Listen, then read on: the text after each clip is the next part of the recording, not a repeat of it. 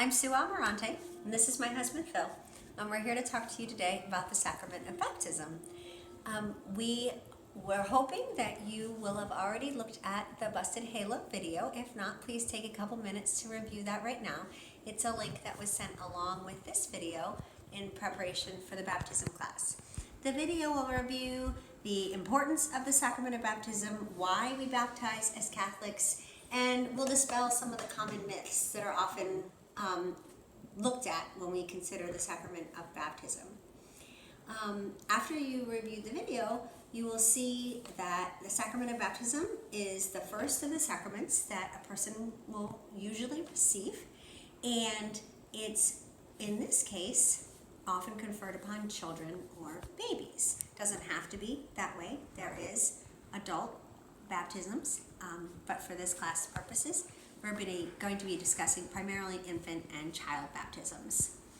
As you prepare for the sacrament of baptism, the church usually does it either as a part of a mass or after mass with Father and yourselves and some of your close family and friends. In the sacrament of baptism, the parents and godparents assume responsibility for raising the child in the Catholic faith.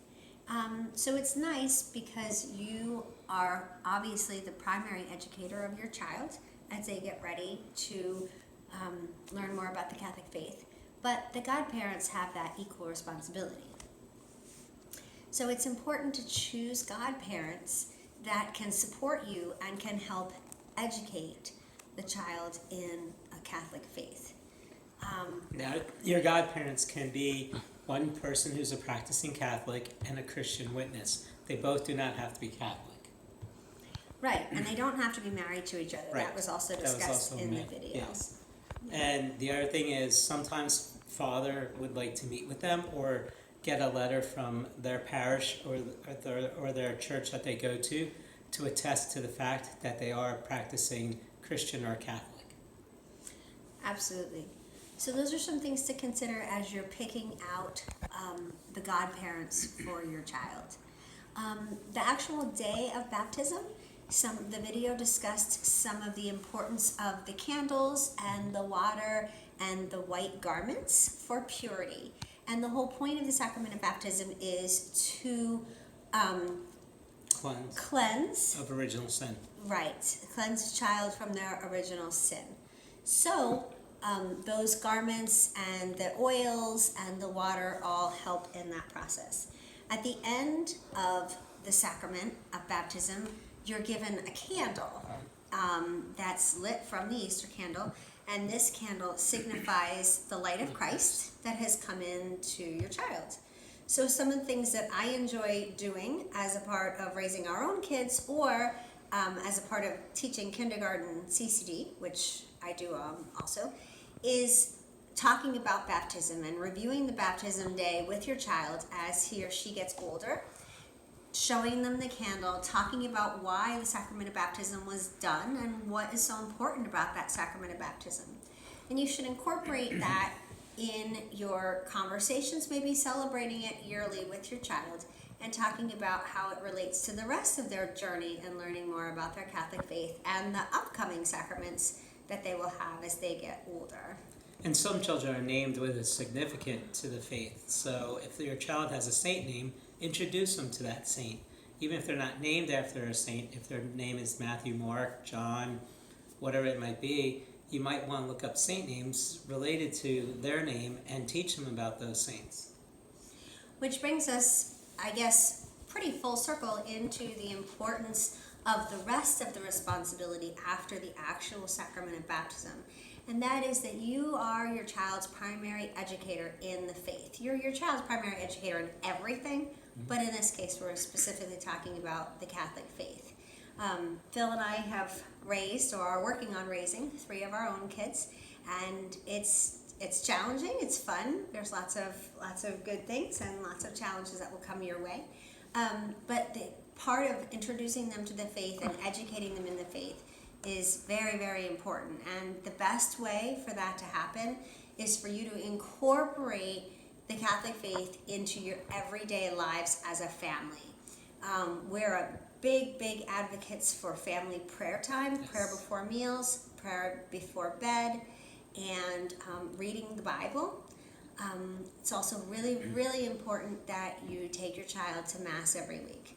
You can start that right away, even when they're little, even if they're wiggly. It's okay. We all have been there. We all understand that children's attention wavers. So bringing them to Mass with a child Bible or a set of wooden rosary beads or fabric rosary beads or a prayer book is completely fine. Bringing them along a sippy cup and a small snack, also completely appropriate to help them attend Mass. By bringing your child to church, they become accustomed to doing it, sort of like daycare, preschool, or any type of schooling. They become accustomed to it. So by having your child attend Mass, it's just part of their daily routine. This way, when they're a little bit older, it doesn't become a battle to bring them. There are times that we realize that you may have to walk out of Mass with your child because they're a little ritchety or something, and many churches are now equipped with cry rooms, as they call them, that they're soundproof rooms that you could stand back there and get the full advantage of having the Mass while your child is trying to calm down or get themselves back together, and then bring your child back into Mass. But again, from birth till whenever, just bring your child to Mass and just make it a daily or a weekly routine in their life. Yes, in St. Joseph's Church, the Cry back room. doors, there's 2 sets of back doors with a room between them, and there's chairs there. You can see the altar, you can hear all of Mass from that room. It's a great spot if you need the little one to have a little bit of time to walk around, move back and forth, or you just need to calm him down and you don't miss any part of Mass. When the child is feeling good and attending as well as any little child can, we highly recommend sitting toward the front of the church. And then talk your way through Mass with the child. Tell the child what's going on. Tell them about the Bible readings. Tell them about when it's time for the Eucharist. The priest is setting the table. The priest is changing the bread and wine into Christ's body and blood. Listen for the bells. Tell them that that's the significant time where we remember transubstantiation, where the body and blood come from that bread and wine, and that miracle happens. And then talk about how they clean up the altar, and talk about the recessional out of Mass. If the children are explained what's going on with Mass, they're more likely to want to come, and they're more likely to understand what's going on. So let's circle back to something Susan said earlier I wanted to comment on. So try to make it a routine to speak to to read to your child every night, prayers or Bible stories. There's many books that have 2 or 3 sentence Bible stories or prayers that you could read from that are age appropriate. And we made that routine in our children's lives every night. And now they read the Bible every night as teenagers before they go to bed. Yeah, there's lots of online resources for ordering materials for the Catholic faith. And there's also Berger's Trinity Peace in Elisburg. That's a family-run Catholic bookstore. That will be great to look up and get some information. They have information that's appropriate for children that are very, very, very, very young, even toddlers, all the way through adult Bibles and lots of adult literature. It was one of my children's favorite stores to go into when they were young because they had lots of little trinkets and stickers and rosaries and things that they could bring home and then use when we were talking about the faith or playing in the house. So talking about raising your child in the faith, we've talked about the importance of reading the Bible together, praying together, taking them to Mass together, and then we have 2 options for teaching your school-age children about the faith in Danville. One of them is attending St. Joseph's Catholic School, where they will get a full education plus the Catholic faith taught to them during the school day. And the other option is to enroll them into CCD. I teach kindergarten CCD with my children. And it's a great program, and we get to talk more about Christ and the Bible stories and just further the teaching that you've already done with the faith. Also, as preschool age, Oh, yeah. the church during Mass has an option to bring your child to the library to do preschool learning during the Liturgy of the Word. And then after the Liturgy of the Word is done, as they're preparing or transitioning to the Eucharist part of the Mass, the children are brought back in to sit with you. Yes, and that's very, very popular with the children. They usually have children in that room that are between the ages of 3 and 5, but I know some kindergartners or even first graders are sad to leave that preschool CCD session, so they continue to go back with their siblings and slightly younger kids. So those are other options on how your church community will help you raise your child in the faith. But like we said, now as you embark on the sacrament of baptism, you're looking first and foremost to cleanse your child of the stain of original sin, give them that first sacrament on their road to the rest of the sacraments that they will receive as they learn about Christ. And we also want to make sure that you understand that their godparents aren't just figureheads or a nice title for those people that are special in your life and your child's life. Those people should also be sharing information about their faith and their faith journey with your child.